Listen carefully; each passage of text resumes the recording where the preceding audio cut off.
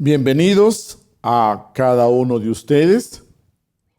Hoy nos corresponde continuar con el estudio de nuestro temario y nos toca estudiar las 3 esferas psicosexuales. Como ustedes pueden ver acá nuestro título, se refiere a un tema de bastante amplitud. Podríamos decir que esta mañana no vamos a entrar al tema de la sexología desde un punto de vista fisiológico, anatómico, tal como lo estudiaríamos en la Facultad de Medicina, sino más bien vamos a tratar este punto bajo la mirada de las enseñanzas trascendentales, bajo la mirada de las grandes enseñanzas de los maestros iluminados. Vean ustedes que si los maestros nos dejan enseñanzas sobre la mente, sobre la forma de pensar positiva, constructiva, sobre la respiración, sobre la palabra, la forma de hablar, de sentir, la forma de canalizar nuestras emociones positivas, si nos hablan de todas las funciones, hasta del dormir en una forma positiva, ¿cómo van a pasar por alto algo tan importante y tan fuerte como la esfera sexual? Recordemos que cuando hablamos del sexo, de lo sexual, de la sexualidad humana, estamos hablando de una función que no solo se expresa a través de la función de los genitales, no es algo genital únicamente, sino cuando hablamos de lo sexual, esto trasciende y se expresa a través de nuestra personalidad, se expresa a través del inconsciente. Y todos los estudios modernos, desde el psicoanálisis de Freud, desde los grandes psicoanalistas como Adler, Jung, etc., todos nos hablan de la importancia, de la fuerza, de la expresión sexual en toda la naturaleza del ser humano. Los maestros iluminados ya conocían ese poder, esa fuerza y toda esa órbita que abarca la sexualidad humana en nosotros. Diríamos entonces que enseñanzas trascendentales, espirituales, se han tenido desde hace siglos, pero que desafortunadamente se mantenían muy ocultas, secretas, solo para los grandes iluminados que pertenecían a esas escuelas iniciáticas. Ellos compartían ese conocimiento. Ellos transmitían entonces de labios a oídos a sus discípulos esa disciplina sexual, esa vida sexual en la cual se logra aprovechar todo ese contingente, toda esa fuerza de vida para algo espiritual, para lo trascendental. Entonces, aclaremos bien que estos estudios que estamos iniciando corresponden a una mirada diferente, distinta a la mirada oficial, al estudio únicamente fisiológico y anatómico de la sexualidad humana. Muy bien. Por otro lado, recordemos que el sexo viene a ser el centro alrededor del cual se mueve toda nuestra vida social. La vida social allá en la fiesta, allá en una cafetería, en un baile, en una reunión, en un festejo, todo gira alrededor de lo sexual. Usted ve que todos nos preparamos para socializar, Todos nos ponemos muy elegantes, vamos a una reunión familiar, social, etc. Pero observe usted detenidamente que el eje, el centro de toda la vida social gira alrededor de lo sexual. Ahí diríamos que podemos ver la expresión de toda esta fuerza sexual en el ser humano. Pues bien, desde un punto de vista de esta sexología trascendental, vamos a dividir el estudio en 3 grandes etapas, esferas. Porque recuerde que todo lo sexual tiene que ver con lo psicológico, con lo psíquico, lo emocional, lo mental, la expresión de la palabra, de la personalidad. Entonces vamos a estudiarlo así. Para nosotros el sexo no es un órgano únicamente. Para estos estudios lo vemos como la fuente de energía, como, diría usted, como el banco de las energías más sutiles, más finas, más potentes que produce nuestro organismo.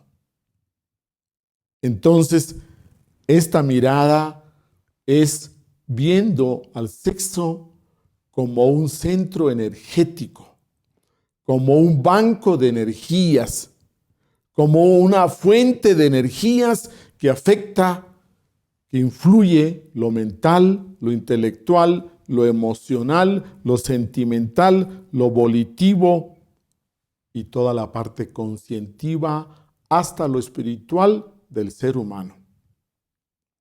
Primeramente hablemos de la infrasexualidad.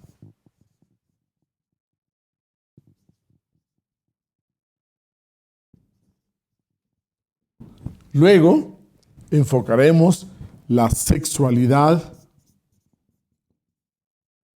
normal.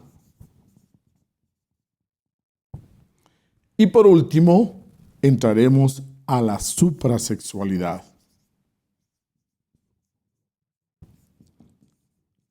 Vamos a tratar de comprender todo lo que es infrasexual. Luego pasaremos a lo que es sexualidad normal para poder enfocar, para poder comprender mejor lo que es la suprasexualidad. Si primeramente entendemos y descartamos en nosotros la infrasexualidad, luego vamos a comprender la sexualidad normal, ahí podremos apreciar cuál es la idea con relación a la suprasexualidad.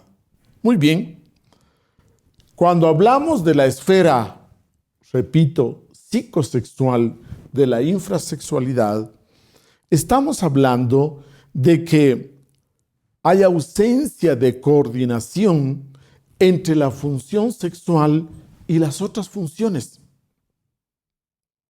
Aquí en esta esfera encontramos nosotros que no existe esa coordinación, que falta esa coordinación entre las funciones mentales, emocionales, conscientivas y la función sexual.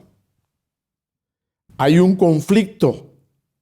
Diríamos que la persona que experimenta eso generalmente siente que todo lo sexual tiene que ver con peligro, tiene que ver con tentación, tiene que ver con malicia, tiene que ver con pecado, tiene que ver con quizás libertinaje, quizás violencia. Esta es una de las características de esta esfera. La falta de coordinación, es decir, que hay una separación entre las funciones intelectuales, emocionales, entre el fluir de estas funciones y luego como que se cruza, como que se enfrenta con la función sexual. Entonces, la persona tiende a sentir, tiende a ver como que hay un conflicto entre las ideas y el funcionalismo de toda la naturaleza humana y lo sexual. Resulta que también como consecuencia de esto, generalmente tiene dificultad para estudiar, para comunicar, para expresar las funciones sexuales. Y siempre las piensa, las habla con algo de suciedad. Siempre relaciona lo sexual con algo sucio. Y en su forma de hablar, de pensar, incluye así esa parte de suciedad, como que hay un poco de asco hasta a las funciones sexuales. O también se expresa como que hay algo de ridiculez, como tratando de ridiculizar estas funciones sexuales. Y de ahí entonces aparece, por ejemplo, la pornografía. Usted ve que en la pornografía siempre hay algo de exageración, siempre hay algo como de ridiculizar la parte sexual. Y esa diferencia sutil es la que marca la gran diferencia con el arte erótico. En el arte erótico usted encontrará un equilibrio de belleza, de armonía, de proporciones, pero en la pornografía se pierde ese equilibrio de las proporciones y se inclina hacia lo ridículo. Se le encuentra al sexo algo de chistoso, de cómico. Entonces nosotros vemos ahí que en esta esfera encontramos estos elementos. Esta esfera implica de que hay algo que las personas observan de cómico, de chistoso, algo risible dentro del sexo. Implica la risa. O también otras personas lo ven con una mirada de vulgaridad. Y cuando hablan del sexo, hablan siempre en términos vulgares, obscenos. Dese cuenta que podemos estudiar, que podemos nosotros hablar del sexo con las palabras apropiadas. Cualquier cosa de nuestra vida sexual, algo muy humano, podemos expresarlo con las palabras correctas, apropiadas. Recuerde que no debemos de sentir vergüenza de estudiar algo que Dios no se avergonzó de crear. Al contrario, dentro del sexo podemos ver que existe algo grande, porque en el fondo todos venimos de un acto sexual, de una célula del padre y de una célula de la madre. Así es como tenemos nuestro origen todos. Entonces, más bien, dentro de lo sexual deberíamos o debemos ver algo grande, la transmisión de la vida, la expresión de la vida a través de las funciones sexuales. Pero dentro de la mirada de lo infrasexual, entonces aparece lo vulgar. También otras personas, cuando se relacionan a lo sexual, siempre lo sienten desde la violencia.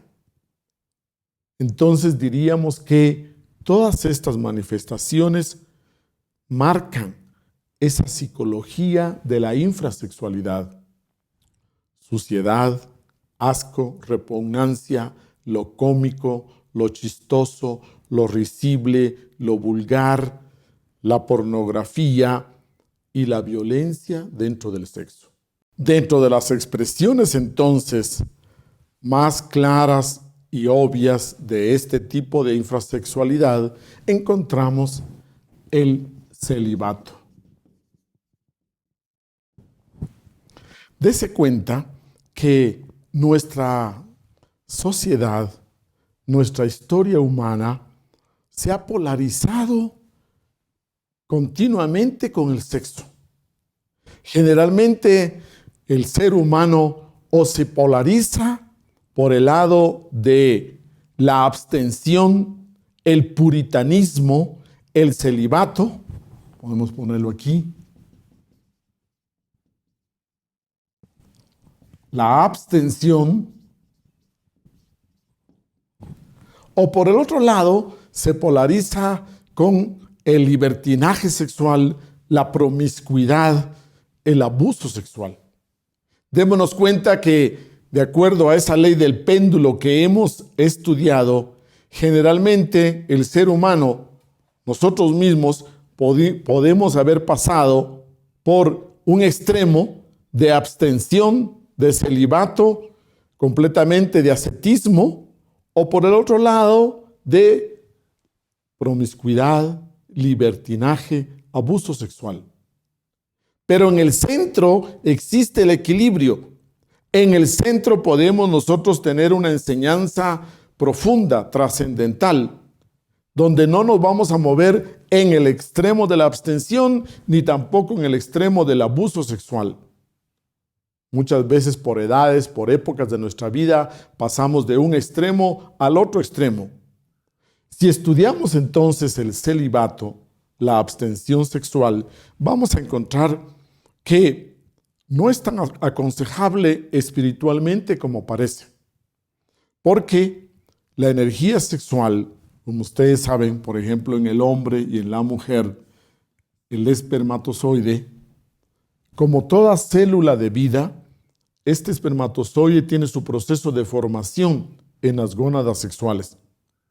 Y conforme se forma, se desarrolla y llega a formar en consistencia completamente espermatozoides maduros del esperma, entonces ahí encontramos la ley de evolución en todo este proceso de su formación. Pero si pasamos por largos periodos de abstención, de celibato real, auténtico, esta energía, al no ser utilizada, llega a un punto de maduración y luego entra en su proceso de involución. Así como un fruto. Usted ve que nuestro árbol de manzanas, allá en la huerta, da la flor. Primero se da la flor, luego se comienza a formar el fruto se desarrolla completamente, todo esto es evolución. Llega hasta el punto de estar completamente maduro, pero si nadie lo corta, si no lo cosechamos, comienza a marchitarse, madura, cae, se pudra, es decir, entra en un proceso de involución. De la misma manera, los espermatozoides, la energía sexual masculina o también femenina, pasan por estas dos leyes, evolución. Pero cuando pasamos por esos largos periodos de abstención, entonces la energía involuciona y como resultado genera una vibración que se conoce como vibración venenosquiriana, y esta vibración venenosquiriana, fruto de la involución, genera dos resultados, uno físico y otro psicológico. El resultado físico, ustedes lo habrán notado a través de la historia, que hablamos de monjes que son completamente secos, enjutos, flacos, o por el otro lado, vemos monjes rechonchos, regordetes, con obesidad. Esta abstención sexual puede manifestarse en una de las dos maneras físicamente, o completamente flaco, enjuto, o regordete y obeso. Y en la parte psicológica nos produce, en cambio, fanatismo y también cinismo. Una persona abstemia sexualmente generalmente cae en cualquier tipo de fanatismo o en algún tipo de cinismo. Usted puede recordar esos juicios, por ejemplo, de la Inquisición en esa época medieval, donde encontramos estos dos elementos, fanatismo y cinismo. Toda persona abstemia sexualmente, tarde que temprano termina con algún fanatismo. Puede ser fanatismo político, puede ser fanatismo deportivo, puede ser fanatismo regional, etcétera, o religioso. Muy bien. Entonces, vemos nosotros que el camino del sabio manejo de estas fuerzas sexuales no es la abstención sexual. Por otro lado, encontramos nosotros aquí, dentro de la infrasexualidad, la pornografía.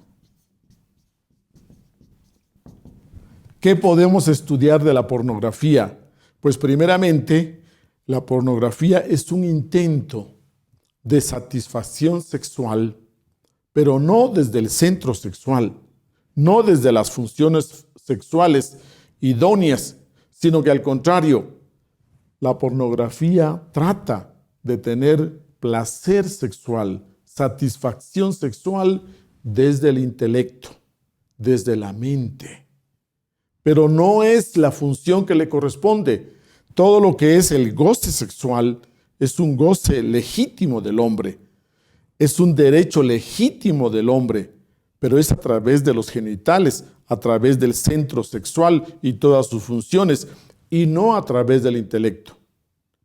Como usted puede darse cuenta, aquí proyectamos imágenes, aquí saboreamos esas imágenes o esas fantasías sexuales, resultado de la pornografía, y como consecuencia, a la larga comienza a debilitarse todo nuestro sistema sexual, porque le damos cabida a esa energía de un voltaje muy alto, de un voltaje mucho más fuerte dentro del centro intelectual. Además de eso, como lo mencionamos, la pornografía siempre trata de ridiculizar todo lo sexual. Muy bien, siguiente aspecto de la infrasexualidad tenemos nosotros la masturbación.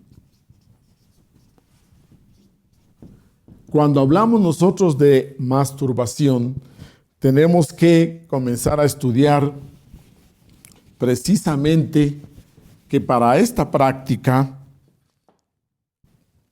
el ser humano necesita ponerse en una actitud de visualizar fantasías, imágenes, tratar de forzar el cuerpo a que entre en una excitación sexual. La masturbación va muy acompañada con frecuencia de pornografía, entonces entra a trabajar todo lo imaginario, nos ponemos en una actitud mental, tenemos que ponernos muy mentales para este proceso. Y luego, si estudiamos en el ser humano, especialmente en el hombre, la formación de las gónadas sexuales, vamos a encontrar que la primera capa testicular en el varoncito, en nuestros hijos, se forma de los 0 a los 7 años. Comienza su formación, su desarrollo, y luego avanza la segunda capa testicular de los 7 a los 14 años. Ahí, en esta edad, a los 14 años, comienza la formación de la tercera capa testicular, y aproximadamente en esta edad comienza la producción ya masiva de espermatozoides. Entonces, el cuerpo del varón comienza a generar todos los cambios de los caracteres sexuales secundarios, una nueva fuerza que entra en el organismo, quizás para los chicos un poco desconocida de experimentarla, y luego él siente esa fuerza y cree que ya está completamente maduro como para entrar en la actividad sexual. Pero esta capa testicular igual tarda 7 años y termina su formación a los 21 años. Esta es la razón por la que muchas veces se cree que la madurez física y psicológica en el varón se alcanza a los 21 años. Y muchos países tienen la mayoría de edad a los 21 años. Pero si en esta edad, de los 14 a los 21 años, entramos al vicio de la masturbación, entonces resulta que se forza el organismo para que saque, para que completamente elimine muchas de esas sustancias que se están formando. Aquí diríamos que esta tercera capa testicular, que está en plena formación, comienza a debilitarse. Y entre más se caiga en el vicio de la masturbación, lógicamente que no llega a su máximo desarrollo. El abuso de la masturbación completamente definirá nuestra vida sexual. De tal manera que quizás nuestra vida sexual puede terminar a los 55 años, 60 años o quizás 50 años, de acuerdo al abuso sexual en que nosotros hayamos caído durante su formación. Recuerde, cada uno de los varones debemos de esperar hasta los 21 años para que esta tercera capa testicular esté completamente desarrollada, bien formada, y de ahí en adelante bien podemos llevar nuestra vida sexual como mejor querramos. Pero por lo menos que se desarrolle bien esta tercera capa testicular. Otro punto muy importante es que cuando viene una relación sexual normal, natural, entre hombre y mujer, después de la eyaculación hay un movimiento peristáltico del glande, y en ese movimiento peristáltico se absorbe energías del útero femenino para recuperar parte de las energías eliminadas en el acto sexual.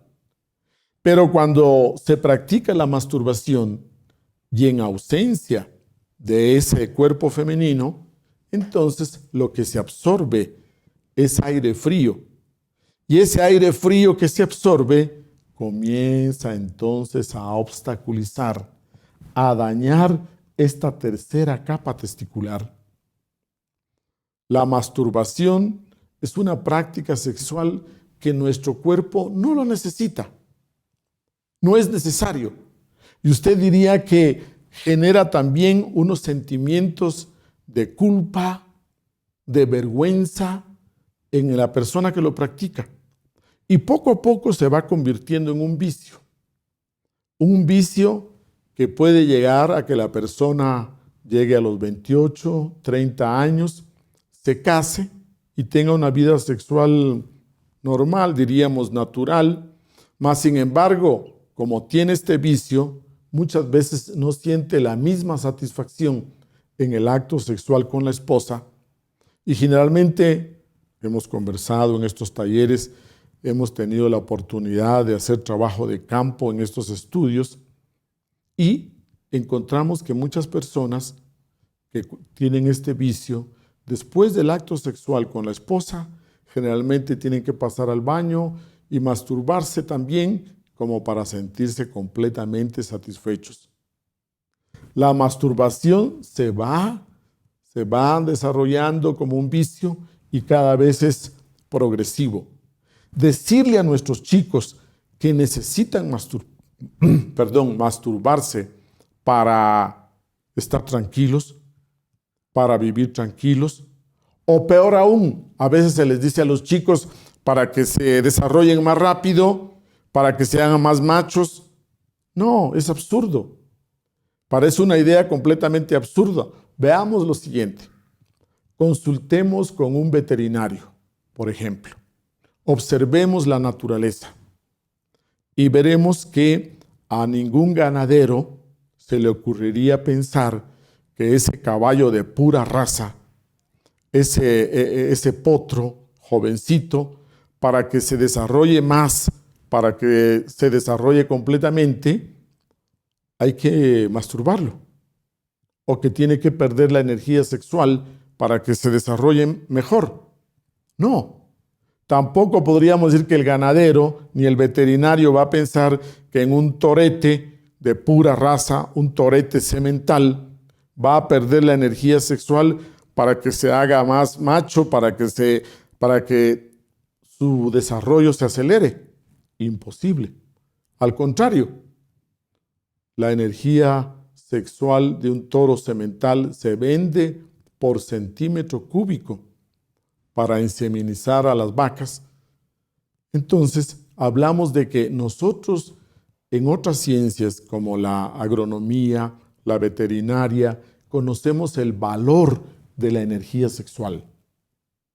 Conocemos el valor que tiene esa fuerza de vida, mas sin embargo, en nuestra propia especie muchas veces existe el mito, la creencia, la ignorancia de que entre más se pierda, se derroche esa energía sexual, nuestros hijos van a desarrollarse mejor. Que quede bien claro ese punto. Nuestra naturaleza humana no necesita de masturbación. Y si no, ¿por qué no hablamos lo mismo de nuestras hijas? ¿Por qué no a nuestras hijas las mandamos también a que tengan relaciones sexuales prematuramente para que se desarrollen mejor, para que sean más bellas? No, al contrario. Todo el mundo trata de que sus hijas se mantengan doncellas de la mejor manera, que tengan una disciplina sexual debida. Dese cuenta de esas contradicciones. Quitémonos entonces el mito, el tabú sobre la masturbación. Entremos ahora también a recordar que en esta esfera de infrasexualidad, además de desagrado, rechazo, odio al sexo, encontramos nosotros otro elemento que es la violencia, sangre, crueldad, crimen. En esta esfera de la infrasexualidad que nosotros conocemos como la parte de Lilith, porque esta esfera de la infrasexualidad se divide en dos grandes partes. Esta que estamos tratando, que se conoce como la esfera psicológica de Lilith. La tradición antigua cuenta que en una forma muy alegórica, porque ustedes saben que la mitología de todos los pueblos nos habla de ciertos conflictos muy humanos, de ciertos aspectos de la naturaleza humana. Entonces, en la Cábala hebraica se habla de que Adán tenía dos esposas. La una se conoce como Lilith y la otra como Nahemá. Esta esfera que estamos tratando de rechazo, de conflicto, de condenación al sexo, se conoce como la esfera de Lilith. Y el opuesto se conoce como la esfera de Nahemá. Esta esfera de Nahemá o Nahemaj, diríamos, son los dos extremos del péndulo que hablamos con los que se manifiesta la naturaleza humana. Son las dos caras de la misma moneda. Primeramente, una cara es Lilith, rechazo, oposición, condenación, odio al sexo. Ese sentimiento de asco, de repugnancia, de disimulo, de vergüenza, de violencia en el sexo. Esta es la esfera que estamos tratando y además del celibato, que forza el cuerpo, que lo violenta, además de la pornografía, la masturbación, ahora entramos al aborto. Aquí en el aborto ya encontramos nosotros con más claridad esa oposición, esa condenación a que la sexualidad humana fluya naturalmente. Para entender nosotros lo que es el aborto, vamos a hablar primeramente, partamos desde la concepción. En el momento de la concepción estamos hablando que el espermatozoide alcanza al óvulo femenino y lo fecunda. Este es el momento de la concepción. Y en ese momento, diríamos nosotros, entra el tercer elemento. Aquí, en la cabeza del espermatozoide, hay un átomo simiente y ese átomo simiente lo toca directamente un ángel de la vida y hace que uno de los 500 millones de espermatozoides alcance el óvulo y lo fecunde. Al fecundarlo, queda unido a los valores de una esencia reencarnante, a los valores de la esencia reencarnante, del ego reencarnante con sus cuerpos internos, astral, mental, causal. Con ese, diría usted, germen de cuerpos, toda esta estructura queda conectada acá. En el momento de la concepción, entonces, la madre tiene el hilo, el cordón de plata, que se une a los valores de esa esencia, al ego que vuelve, que regresa. Puede ser que pase un día, pero si la madre toma la píldora del día después, si la madre espera una semana, 2 semanas o 4 semanas, después de 4 semanas que se da cuenta que está gestada, que no llega al periodo menstrual, y decide el aborto, entonces tiene que darse el hecho completo de cortar, de romper ese cordón de vida. Hablamos nosotros de que en la concepción se une el cordón de plata de esa alma, diría usted, de esa esencia. No entra completamente al feto que se está formando. Generalmente esa esencia entra por ratos, define, completamente ayuda a la formación de ese cuerpecito, de ese cerebro, tal como lo necesita. Entra por un tiempo, sale, vuelve a entrar, y cuando la madre siente que se mueve, que patea el bebé, etcétera, es porque entra esa esencia y lo habita ese cuerpo. Luego sale, pero queda conectado. Y es en el momento del nacimiento, cuando da su primer aliento, cuando esa esencia ya entra a ese cuerpecito. La esencia siente como que la meten en un embudo, entra, hasta que nace. Pero si en medio de ese proceso de gestación, si en medio de ese proceso de formación se decide abortar y viene un aborto voluntario, un aborto ya deliberado, buscado, entonces, diríamos nosotros, se rompe este cordón de plata y se interrumpe todo ese proceso.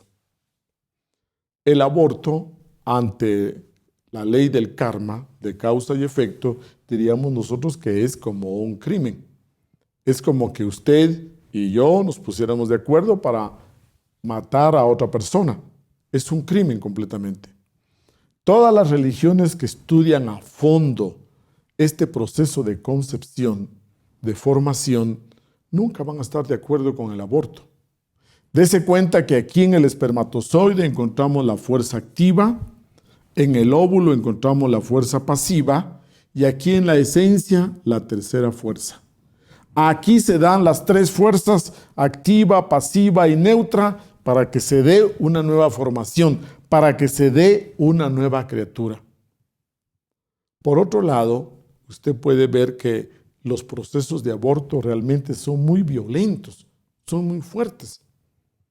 No sé si usted aquí en nuestro medio latinoamericano, usted ha visto, conoce, sabe cómo se da el aborto.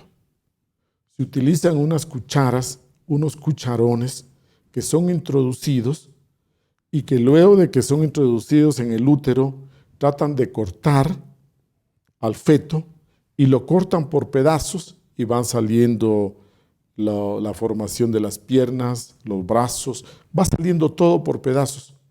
Pero luego, como una forma muy completamente cruel y criminal, afuera se va formando los pedazos para tratar de formarlo todo y asegurarse de que no queda nada dentro del útero. Y por último hacen un raspado de tal manera que salga todo y se aseguren de que no ha quedado nada dentro del útero. En ese raspado final muchas veces hay hemorragias, muchas veces se lastima el útero y esa mujer con frecuencia no puede volver a tener hijos o realmente es muy traumática esa operación del aborto. Y si a eso le agregamos de que se hacen en clínicas ilegales, en lugares escondidos, completamente ilegales, entonces no llena las condiciones de tecnología, de asepsia, de limpieza, y hay mucho riesgo. Cada vez que esa mujer vea a un niño, va a recordar a su hijo, al hijo que abortó. Si han pasado 3 años y ve a un niño, dirá, de esta edad estaría mi hijo. Si ve a un chico de 14 años, pensará, de esta edad estaría ahora mi hijo. Entonces el aborto es una decisión completamente que implica crueldad, sangre, asesinato. Es una, diríamos nosotros, es la clásica expresión de esta esfera de Lilith, donde se mezcla el rechazo, el delito contra la naturaleza y la violencia, crimen, sangre. Bien, para nosotros está claro de que el aborto provocado no es la salida, no es la solución y genera un karma muy fuerte para las personas que entran en ese proceso. La madre, el padre se apoyó, los médicos y todas las personas que entran en este delito.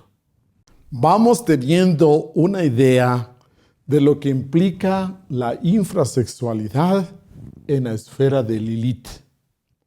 Nos vamos dando cuenta de que Lilith implica ese desagrado, esa negación, esa actitud negativa hacia el sexo natural, normal en el ser humano. Como ustedes se habrán dado cuenta hasta aquí, cada una de las funciones del ser humano pueden ser utilizadas de la mejor manera o de una manera muy negativa. Así como la mente, así como la hemos estudiado.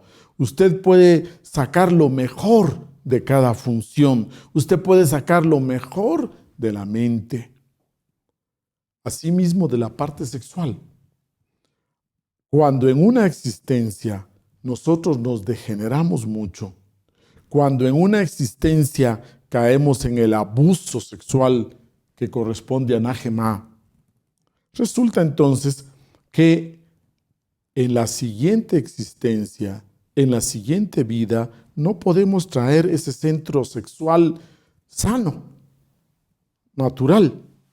Y como consecuencia, entonces puede ser que venga con algunas situaciones complejas, complicadas. Y de ahí vemos la homosexualidad.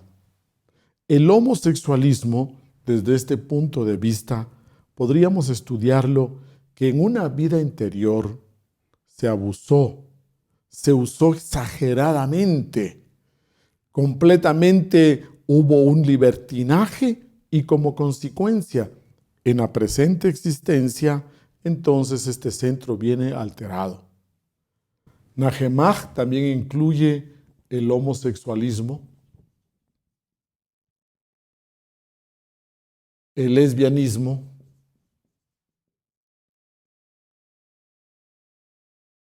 diríamos que todo lo que es sufrimiento es un karma. Todo lo que sea sufrimiento en nuestra vida es un karma.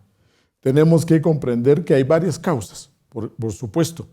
Otra causa puede ser la deficiencia hormonal, que no produzca en nuestro organismo la suficiente cantidad de equilibrio de progesterona, estrógenos, testosterona en el ser humano y como consecuencia se den ciertos caracteres sexuales secundarios débiles o completamente con poca expresión. En el fondo nosotros encontramos que una cosa es la identidad sexual y otra cosa diferente, no la confundamos, es la identidad de género. Estamos estudiando nosotros esto para conocerlo. Es un estudio el que estamos haciendo. Tenemos que comprender que no estamos contra la persona. Estamos estudiando esto para superar la ignorancia, el desconocimiento y directamente para poder trascenderlo. Cuando hablamos entonces de homosexualismo y lesbianismo, tenemos que comprender muy bien. Al entrar a Nahemah, pasamos al opuesto. Aquí encontramos que la esfera psicosexual de Nahemah, completamente lo opuesto, repito, implica que del uso pasamos al abuso.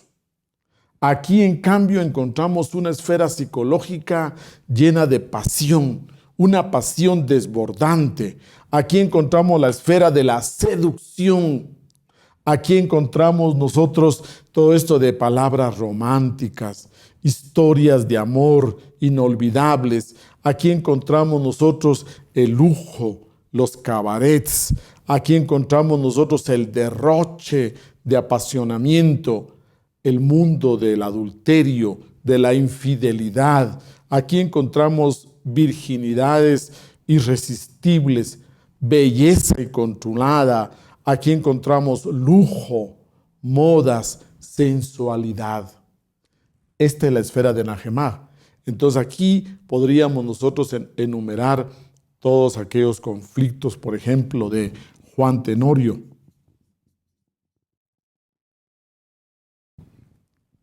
El clásico conflicto de Juan Tenorio en el que el hombre se enamora, conquista, tiene una mujer, trata de llevar una vida de amor, de fidelidad, pero resulta que no puede y al poco tiempo viene la infidelidad, el adulterio, y Juan Tenorio va conquistando, va teniendo amantes, varios hogares, varias mujeres, así como el clásico marinero que en cada puerto un amor, etc. ¿Cuál es el origen de este conflicto de Juan Tenorio? El origen generalmente lo encontramos que cuando nosotros somos niños, por ejemplo, todo niño tiene el conflicto de Edipo. ¿Y cuál es el complejo de Edipo? Es que para el niño la mujer más hermosa es su madre. Si le preguntan cuál es la mujer más linda, mi mamá. ¿Cuál es la mujer más bella? Mi mamá. Y todos pasamos por esa edad, por esa circunstancia. Pero cuando entra la energía sexual a los 14 años, cuando entra el torrente sanguíneo y se estimulan todos los caracteres sexuales secundarios, vamos superando ese conflicto, anotémoslo, conflicto de Edipo, de acuerdo a la mitología griega, y entonces ya nos enamoramos luego de otra mujer. Pero resulta que don Juan Tenorio no supera completamente este conflicto de Edipo y después de que tiene una mujer se da cuenta de que no es como la mamá, no es como el cariño, la ternura que le daba la madre, no es como lo atendía la madre, no es como le cocinaba la madre. Entonces sigue su búsqueda, inconscientemente muchas veces. Y luego el segundo amor, la tercera esposa, tampoco calza con ese molde, con ese prototipo que tiene en su mente, con esa mujer idealizada que tiene en su mente. Y así vemos que continúa y continúa a lo largo de su vida. Sufre y hace sufrir. Esta es diríamos nosotros, la razón por la que muchas veces no podemos establecernos con una sola mujer, con un solo amor. En el caso femenino se conoce como el conflicto de Doña Inés. Esa mujer que forma un hogar, forma un matrimonio, pero luego se siente insatisfecha, incompleta y sigue buscando otro amor, otra aventura, etc. El mismo origen. Toda niña, si le preguntamos cuál es el hombre más fuerte, mi papi. ¿Cuál es el hombre más inteligente? Mi papi. Se conoce como el conflicto de Electra. Todas estas palabras vienen de la mitología que, como repito, tratan de enseñarnos a través de esas historias mitológicas. La mujer entonces tiene un prototipo, un ideal de hombre en su mente. Y al no alcanzarlo, busca, cambia. Bien, encontramos también al tipo Casanova. El tipo Casanova es aquel que disfruta la etapa de conquista, de seducción, disfruta esa etapa romántica con poesía, con cantos, con música, toda esa parte de perfumes, pañuelos perfumados, notitas de amor, mensajes, diríamos nosotros ahora, serenatas, música, canción, todo muy sensual, todo muy pasional. El tipo Casanova es delicadísimo, busca siempre que su honor no sea manchado, es el tipo capaz de jugarse la vida por una mujer, etc.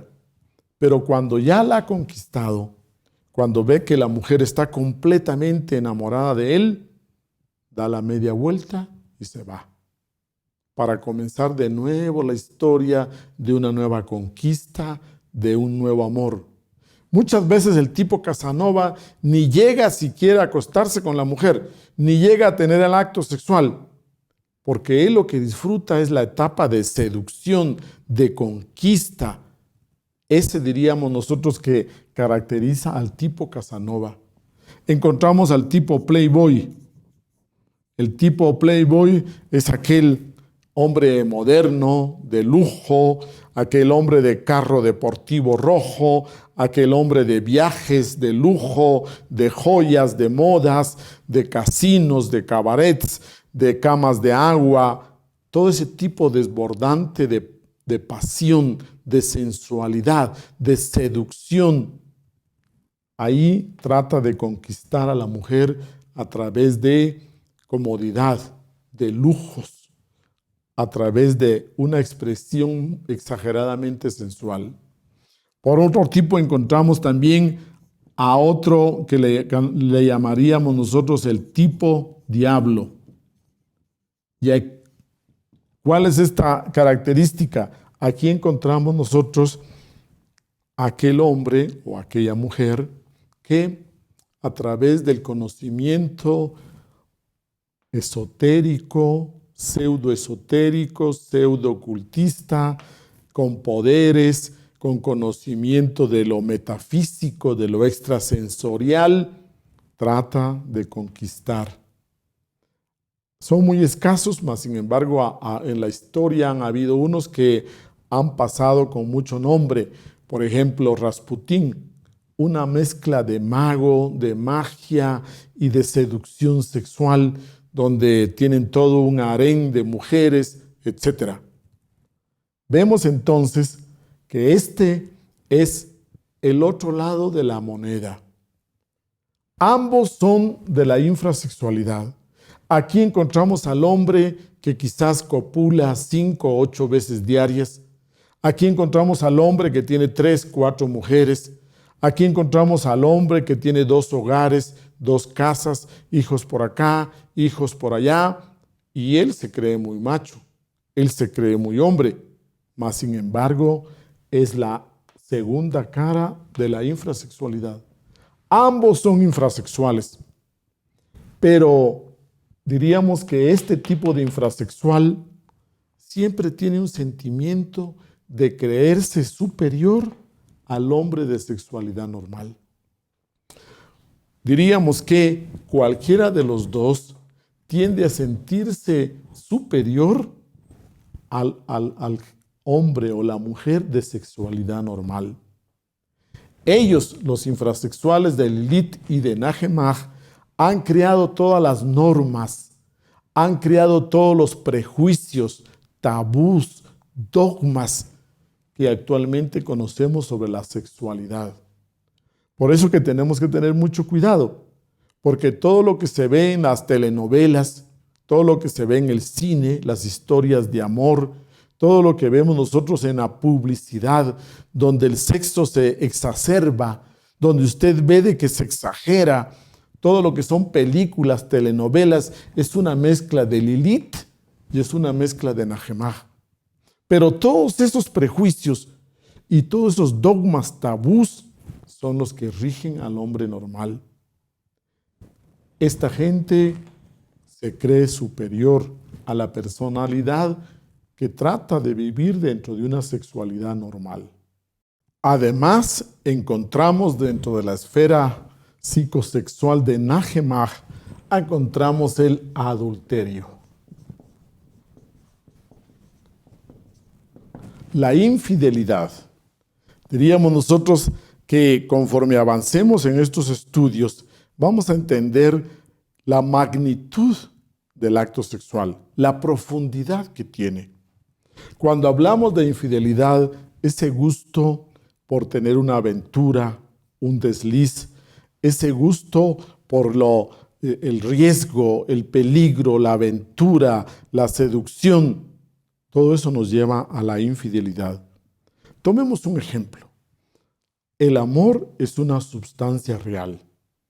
El amor es algo que se va construyendo, pero es una sustancia real, que usted la ha experimentado. Por más que nosotros estudiemos teóricamente el amor de pareja, lo que es enamorarse, si usted no lo vive, si usted realmente no llega a tener esa vivencia de sentirse completamente enamorado, ciego por una persona, es difícil explicarlo. Tiene que ser algo vivencial, algo experimentado para hablar de esto. Pero cuando usted habla de que el amor es una sustancia, usted se da cuenta que comenzamos así, enamorándonos ciegamente. Y luego todo el esfuerzo que hacemos, finalmente, diríamos, conquistamos a la persona, llegamos a ser enamorados, pasan varios meses, varios años, llegamos a ser novios, llegamos hasta el matrimonio. Esa sustancia la hemos venido cultivando. Esa sustancia la hemos venido formando. Y ya llevamos 3 años y ya llevamos 5 años de matrimonio. Esa sustancia se sigue cultivando, alimentando, formando. Es una sustancia real entre 2 personas. Pero si luego viene el adulterio, entra otra fuerza, entra otra energía y esa sustancia pierde pureza. Y de ahí viene la palabra adulterio. La palabra adulterio quiere decir restar pureza a una sustancia. Entonces usted observa que hablamos de se adultera la leche. ¿Qué quiere decir leche adulterada? Que le han puesto agua. ¿Qué quiere decir whisky adulterado? Que le han puesto agua. Se le restó calidad, pureza. Cuando hablamos de adulterio en el amor, estamos hablando de que entró una tercera persona, así como diríamos el agua, y le quitó esa calidad, esa pureza. Un ejemplo de esto sería que yo le traiga un vaso aquí de agua y a ese vaso de agua para tomar, usted le agregue un poco de leche, le agregue luego un poco de whisky, luego le agregue un poco de Coca-Cola, luego le agregue un poco de mostaza. ¿Usted se tomaría ese vaso de agua con esa mezcla?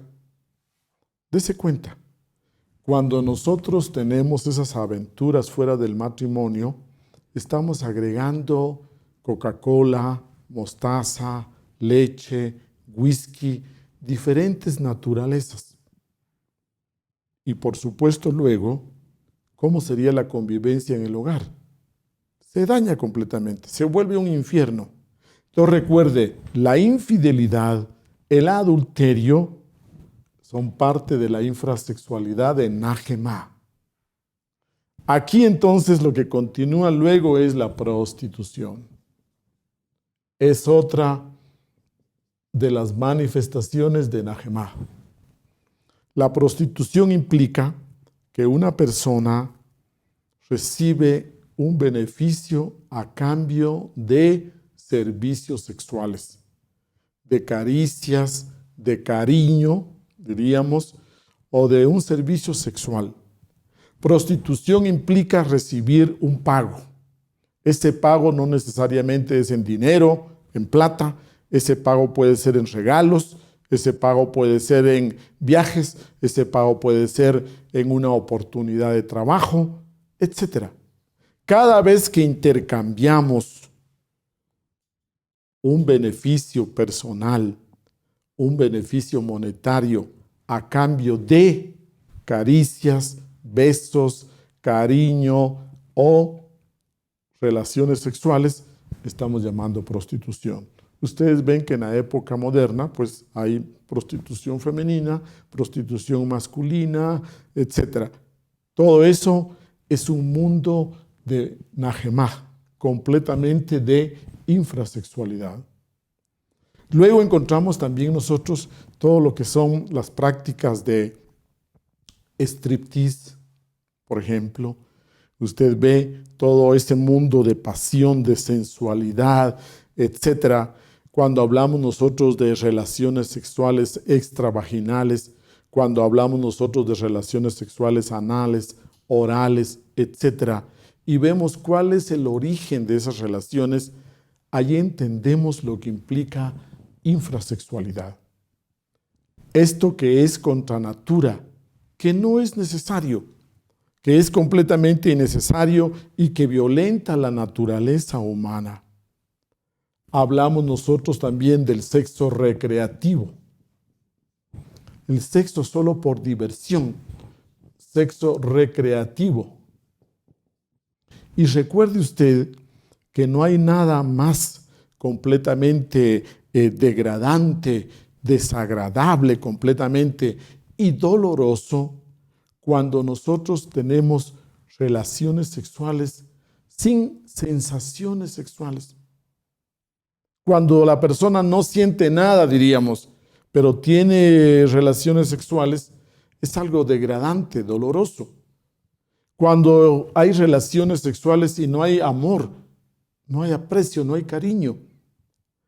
Aquí usted comprenderá que para no caer en esas situaciones, uno de los puntos de referencia es que exista amor.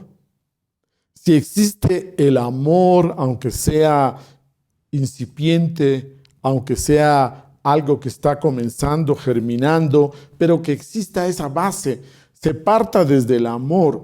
El sexo se justifica cuando hay amor. Entonces, dése cuenta, la palabra sexo se relaciona primeramente con la palabra amor. Usted se enamora, le encanta a una persona, le gusta a una persona, se siente bien con ella, quisiera estar todo el tiempo con ella, hasta quisiera compartir su vida con ella. Esto le llamamos amor. Cuando usted realmente le gusta a esa persona, le encanta a esa persona, no es que solo la necesita. No, puede ser que la vida moderna ya cada uno puede llevar su vida muy naturalmente, sin apoyo en el hogar de nadie, pero usted siente esa gana de compartir con ella. Cuando usted habla de amor, el sexo se justifica. Pero luego la palabra sexo tiene que ver con vida, porque a través del sexo se transmite la vida. A través del sexo nos reproducimos, tenemos nuestros hijos. Hay otra palabra ahí grande. Dese cuenta que el sexo se vuelve algo sublime, divinal, sagrado, porque tiene que ver con estas palabras. Amor, vida. Recuérdese que la vida, decimos que es de Dios, viene de Dios. Que la vida solo la da Dios. Tiene que ver con esa fuerza tan suprema. Y es a través del sexo que llega la vida en nosotros los seres humanos. El amor también es algo sagrado. Usted ve que decimos que Dios es amor. Entonces el amor tiene que ver con el sexo. Y la tercera palabra que lo va a relacionar a usted con el amor, para que tenga una idea clara, es verdad. Si usted quiere manejarse con equilibrio dentro de su vida sexual, porque vamos a ir comprendiendo la importancia de lo sexual en nuestra vida.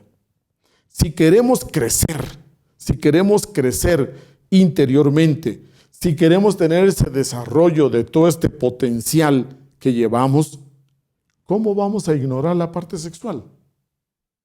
Si usted habla de despertar espiritual, si usted habla de despertar de conciencia, ¿cómo vamos a omitir lo sexual?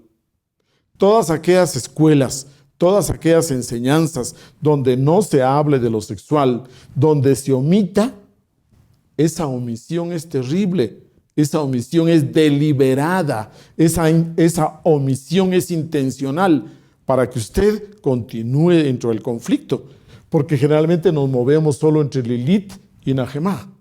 Ahí es la vida del ser humano común y corriente, pero cuando entramos a la sexualidad normal, cuando entramos aquí a la sexualidad normal, comenzamos a apreciar, a darle valor, a ser apreciativos, respetuosos de nuestro cuerpo y de nuestra vida sexual. Póngale cuidado a su vida sexual. Póngale cuidado a su vida sexual porque es importante. Es importante para su crecimiento interior. Es importante para el despertar de su conciencia. No considere que lo sexual es secundario, no lo subestime. No, por eso es que tratamos de explicarlo con claridad. Lo sexual tiene que ver con el amor, que es algo grande, profundo, divino, de la conciencia. Lo sexual tiene que ver con la vida. Usted no lo puede negar. Y lo sexual tiene que ver con ese principio de verdad. Si usted en su vida sexual se maneja por estas tres palabras, usted va a tener un norte. Usted va a tener una guía. Entonces, amor, tenemos que tener estar enamorados de nuestra pareja. Tenemos que saber que se maneja la vida desde lo sexual, pero no solo vida para reproducirme, sino que tiene que ver con mi salud, tiene que ver con mi vida del día a día, tiene que ver con la palabra verdad, sinceridad, fidelidad, honestidad, ser coherentes en nuestras vidas. Dese cuenta de esas tres palabras. Esto es sexualidad normal. En la sexualidad normal encontramos ya un hombre, una mujer que libremente se enamoran, se aman, deciden compartir su vida, deciden unirse.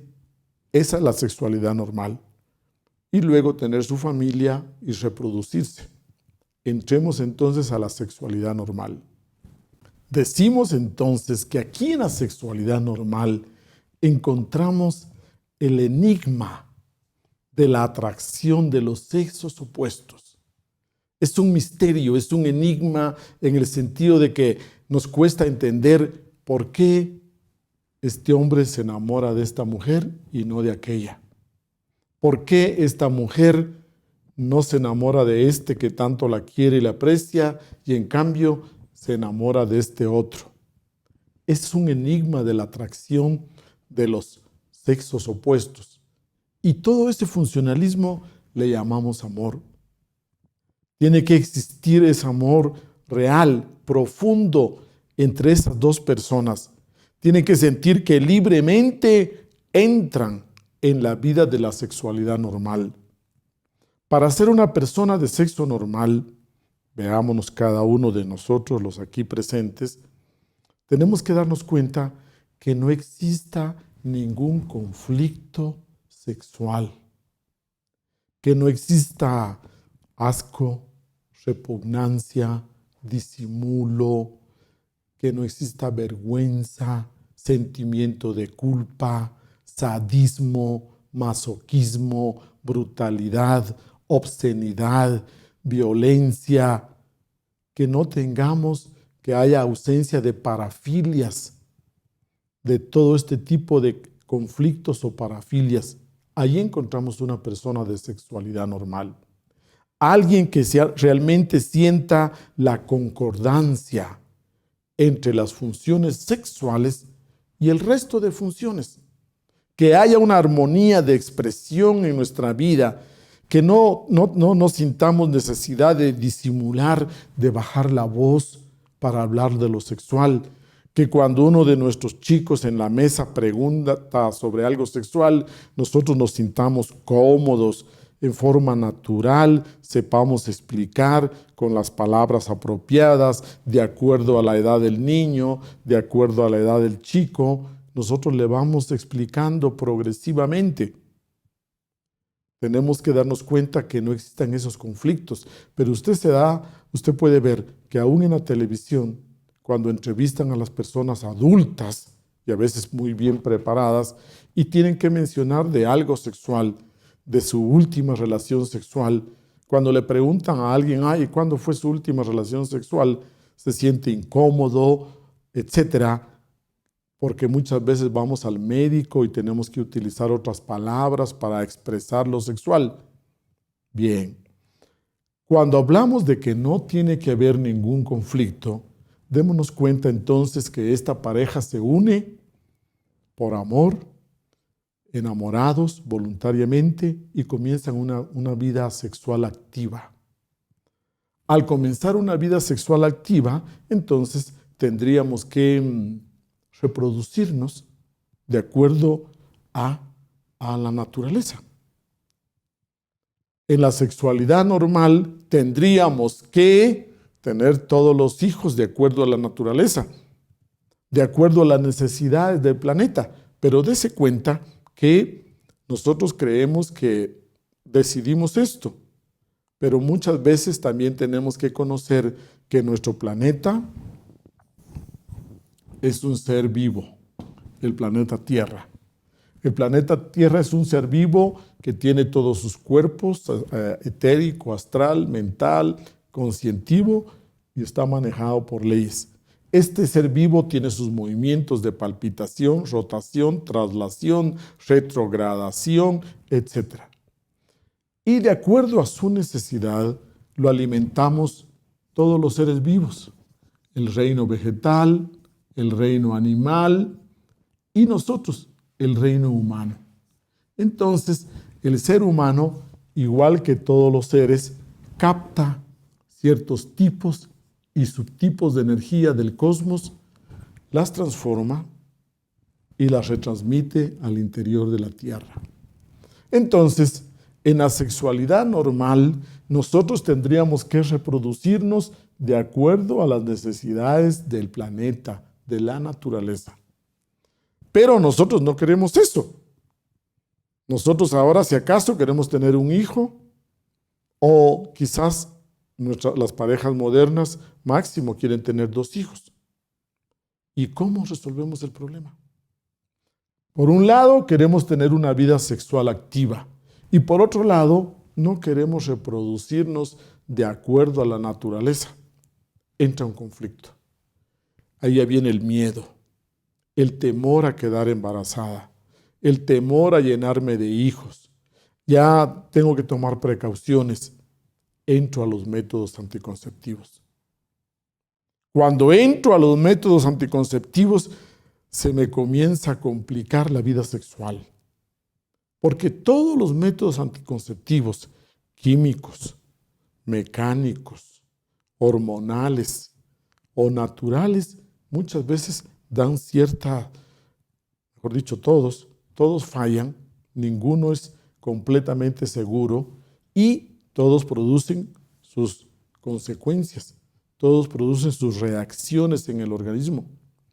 Si nuestra esposa toma la píldora todos los días, lógicamente que esas píldoras contienen hormonas femeninas y comienzan a desbalancearse, a desequilibrarse todo el sistema endocrino. Viene obesidad, venas varices, dolores de cabeza, malestares, etc.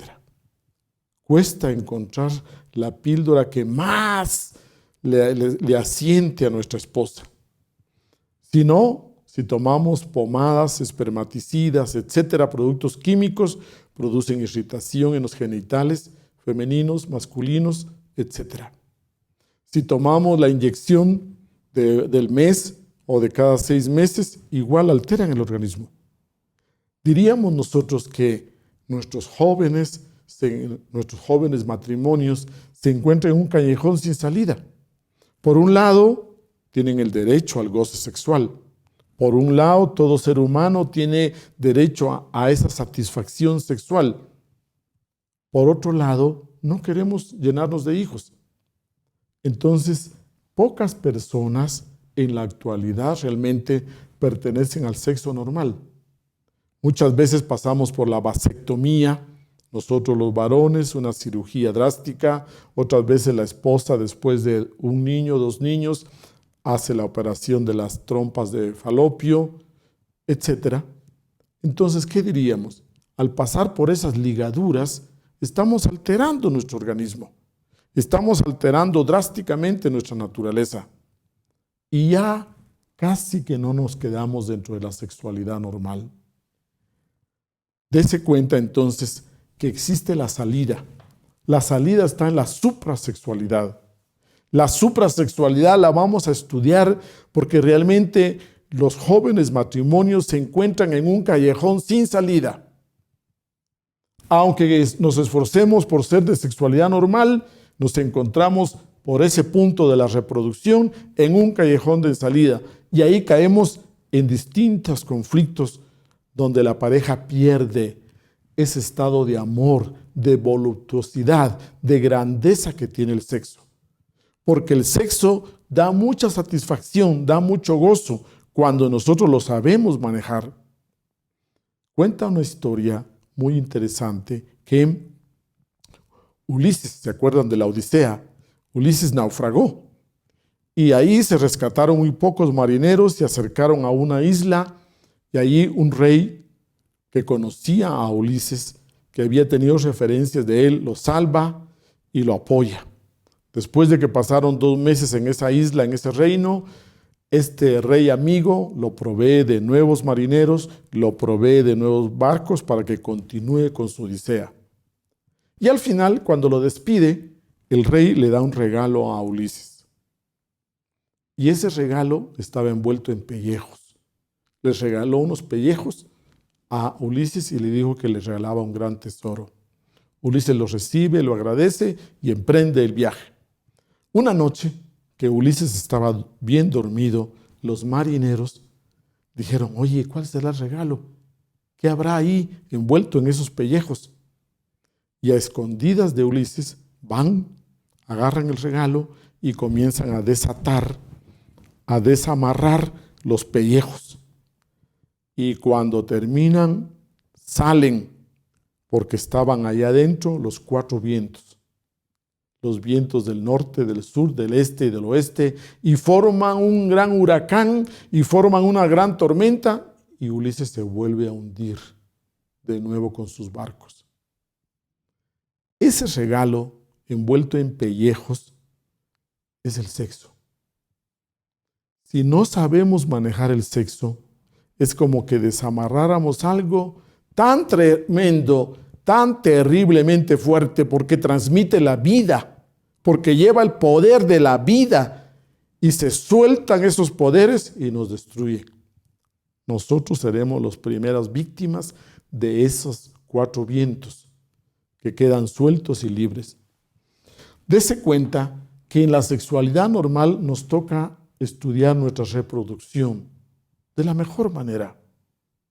¿Cómo nos reproducimos?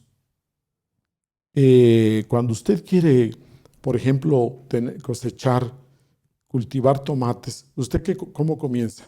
Prepara su huerto, va a la tienda y compra las mejores semillas de tomate. Siembra una buena semilla porque usted sabe que de la buena semilla depende su cosecha. Y luego tendrá lindos tomates. ¿Por qué no hacemos así cuando nos reproducimos? Si nosotros queremos tener buenos hijos, tenemos que sembrar buena energía sexual. Tendríamos que prepararnos primero, mejorando nuestra energía sexual para que nuestros hijos sean mejores, superiores cada generación.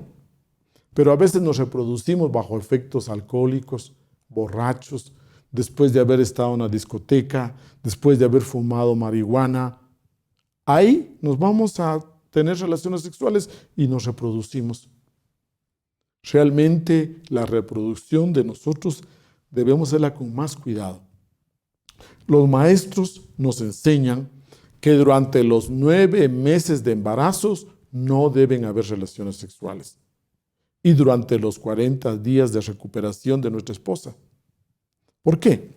Porque dése cuenta, estudiamos que cuando el espermatozoide fecunda el óvulo, se une la esencia. Ahí vimos los 3 elementos. Ya sabemos que cuando nuestra esposa está gestada, nosotros podemos hablarle al bebé que nos escucha. Ya se conoce bien por la ciencia que la madre debe escuchar música clásica, una música muy armonizante. Ya se conoce que culturas como los japoneses le leen cuentos al niño, le hablan al bebé, le leen un poquito de gramática, porque el bebé ya está receptivo. Dese cuenta que nuestro bebé respira por la madre, se alimenta a través de la madre, siente, escucha a través de la madre. Por ejemplo, dele usted una mala noticia a una mujer embarazada, una terrible noticia, y puede ser que pierda al bebé, porque el bebé depende de lo que vive la madre. Es muy aconsejable que usted durante los 9 meses de gestación hable con el bebé, converse con el bebé, le lea cuentos, le ponga linda música, salga a ver paisajes del atardecer, salga a ver unas lindas flores del jardín. Si el niño recibe todo esto y lo capta, también va a recibir y a captar las relaciones sexuales que tenga la madre. Si la madre se entrega también a relaciones sexuales intensas, al clímax, al orgasmo, actos sexuales muy apasionados, etc., el bebé capta todas esas vibraciones y esa lujuria, esa pasión, esa morbosidad queda grabada en los paneles cerebrales del niño. Y luego cuando nuestro niño crece, de 3 añitos, 4 añitos, nos sorprendemos de que tenga morbosidad, de que comience a tocar una niña allá en el kinder, de que comience a tocar a la primita en una reunión, etc. Pero si nosotros no lo respetamos durante los 9 meses de gestación, dése cuenta también que una mujer gestada, embarazada, necesita de todas sus energías para formar al nuevo ser. Tanto es así que hasta se debilitan a veces la dentadura, los huesos, porque se reúne todo el calcio de la madre y la naturaleza le da prioridad al feto, al bebé que se está formando. Aquellas mujeres, especialmente en el tercer mundo, que tienen 5 o 8 embarazos, después de 7 o 8 embarazos, generalmente pierden dentadura, se debilita el sistema óseo por el calcio que tiene que entregarle al bebé todo el tiempo en cada embarazo. Entonces, la madre necesita de todas sus fuerzas, de toda su energía para formar al nuevo bebé. No está para derrochar energías. La madre no está para entregarse a placeres sexuales, a orgasmos, etcétera, porque está necesitando esas energías. Y observe la naturaleza. Allá en la selva, allá en el bosque, las hembras animales no reciben al macho cuando están gestadas. Pero nosotros los seres humanos queremos violentar la naturaleza y queremos tener relaciones sexuales todo el tiempo. Más aún, hay hombres que dicen que sienten más placer acostándose con mujeres embarazadas. O muchas veces la misma mujer, en estos cursos que damos, nos han contado que al desconocer todo esto, se han entregado con más libertad a las relaciones sexuales cuando están embarazadas, porque ya no tienen el miedo de quedar embarazadas, porque ya no quieren el temor de un embarazo. Como están embarazadas, entonces se sienten en plena confianza y en libertad como para entregarse a bastantes intensas relaciones sexuales durante esos 9 meses. Observe también, por ejemplo, un campesino. Imagínese usted un campesino. Va a sembrar maíz. Y usted se da cuenta que el campesino va con una vara y hace un hueco con la vara y pone 5 o 7 semillas, avanza, hace otro hueco y va sembrando.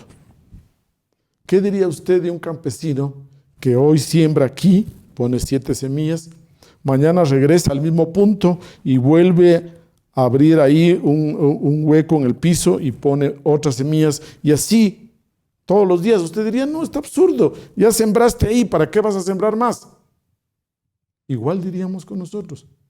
Ya nuestra mujer está gestada, ya nuestra mujer está formando a nuestro bebé. ¿Para qué vamos a sembrar más? Ahí viene la broma, ahí viene el chiste. No, dicen los amigos, es que hay que seguir teniendo relaciones sexuales para irle poniendo el bracito, la piernita. No, no es necesario. Entonces, dése cuenta, tenemos que aprender a cómo reproducirnos, a cómo gestarnos. Recuerde, durante los 9 meses de gestación tenemos que respetar a nuestros hijos y no tener relaciones sexuales. Y durante los 40 días luego del parto, para que se recupere sanamente nuestra esposa. Bien, entremos ahora a la suprasexualidad. Ahora estamos en mejores condiciones para comprenderla. Primeramente, la suprasexualidad no es la búsqueda del placer, de la satisfacción instintiva, completamente desbordada. No es únicamente la búsqueda de placer y a la larga de degeneración. La infrasexualidad tampoco es la generación o la reproducción del ser humano. No, la suprasexualidad es utilizar la energía sexual, nuestra vida sexual, con fines trascendentales, con fines espirituales, para el despertar de la conciencia, para la iluminación. Pero ¿cómo se logra eso? Para entender la suprasexualidad, tendríamos que partir del hecho que es posible transformar nuestra energía sexual.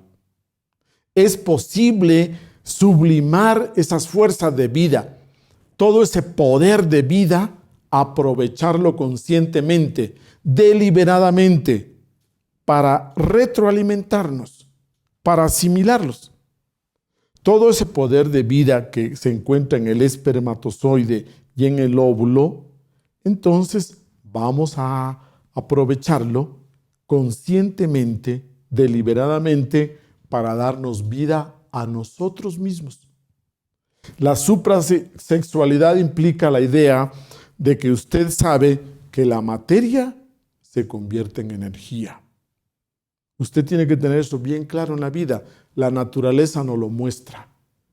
Usted, por ejemplo, ve, ahí están los ríos, ahí están los mares, sale el sol, llega el calor, se evaporan las aguas, suben las aguas de los mares, de los ríos, forman las nubes chocan y sale el rayo, sale el trueno. A usted ahí tiene un ejemplo claro de que la materia se transforma en energía. Otro ejemplo claro puede ser una vela. Usted tiene una vela de cera, de parafina, usted la prende y se da cuenta que esta materia se convierte en luz y calor. Se va acabando la vela después de 2 horas y nos ha dado luz y calor. La materia se transforma en energía. Partiendo de ese principio, usted entonces va a recibir la clave de cómo su energía seminal, sus energías sexuales se pueden transformar en energía de inteligencia, de conciencia, de voluntad, de sentimientos, de salud, de vitalidad, de abundancia. Recuerde, suprasexualidad es el conocimiento, la práctica de aprovechar la energía sexual no para crear otros seres humanos, no para reproducirnos únicamente, sino para darnos vida a nosotros mismos.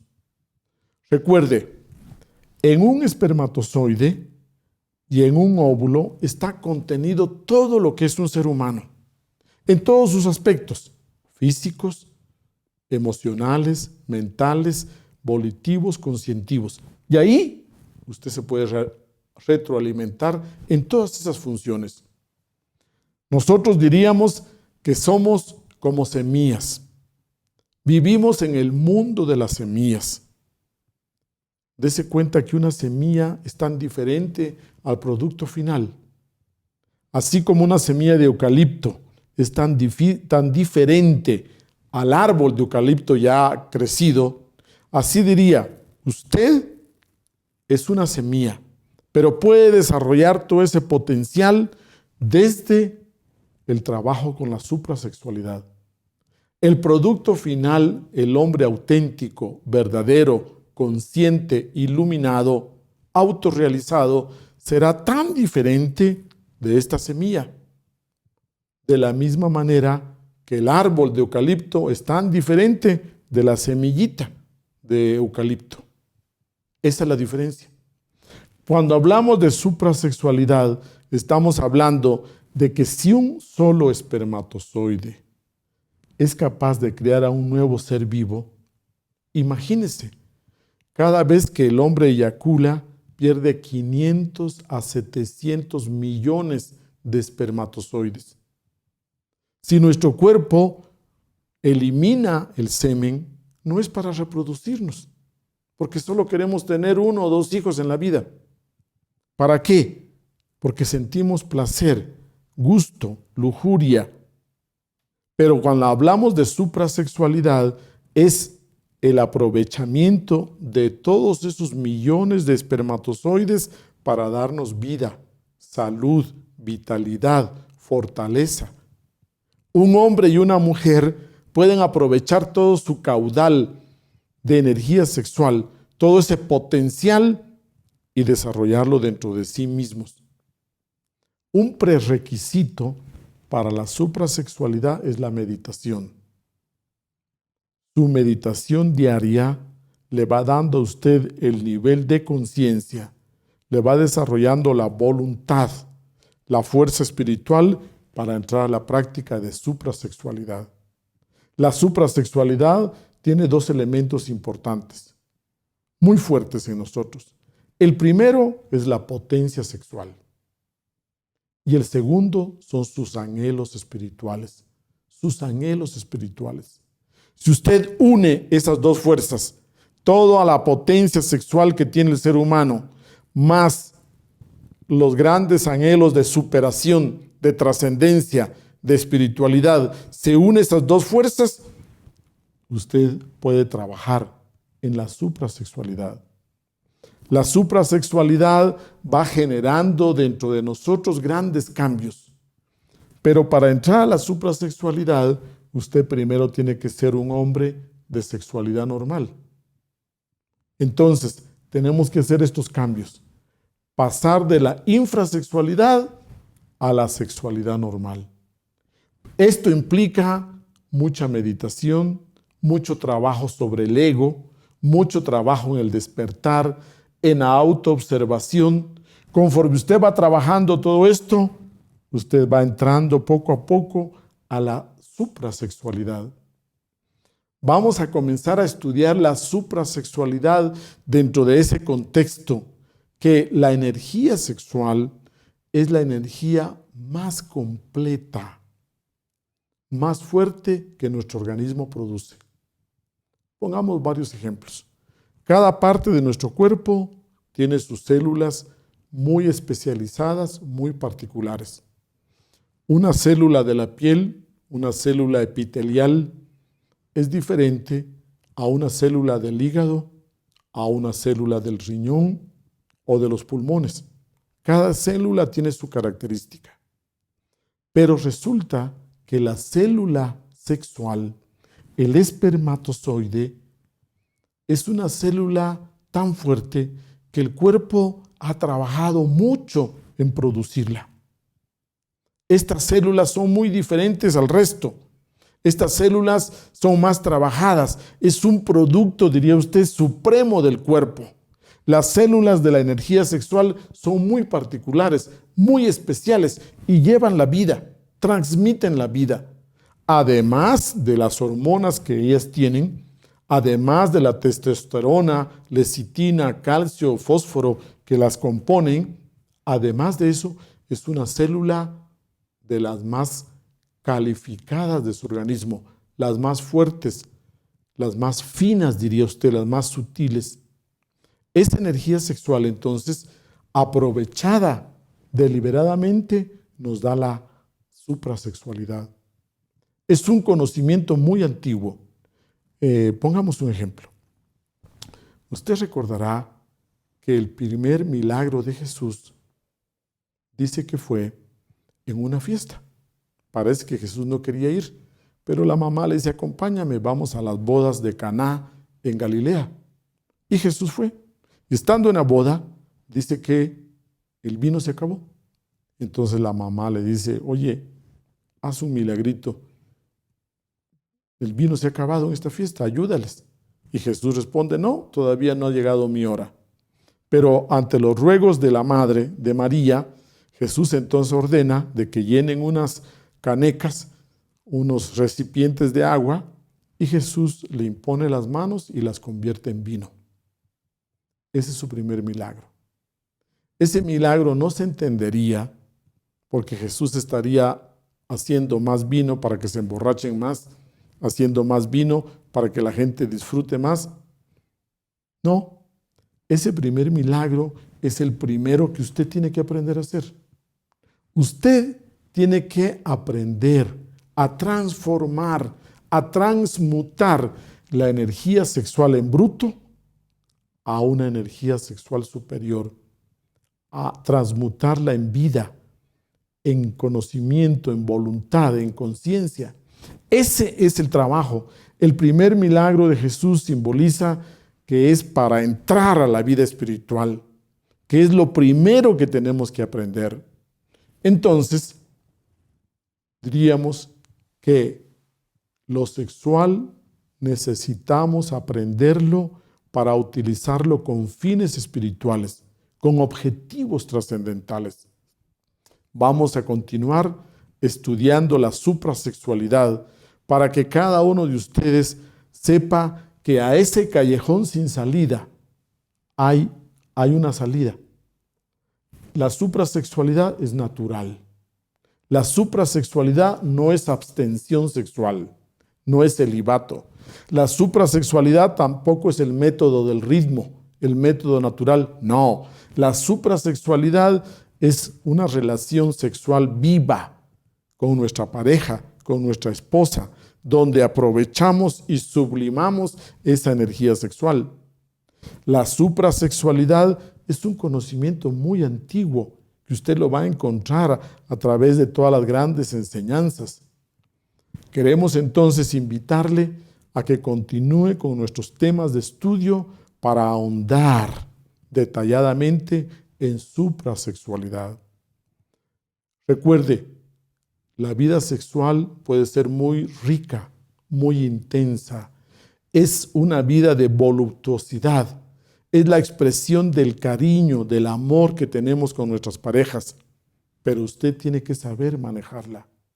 Recuerde, lo que aprendimos en la calle, la vida sexual que aprendimos en la calle no es la única.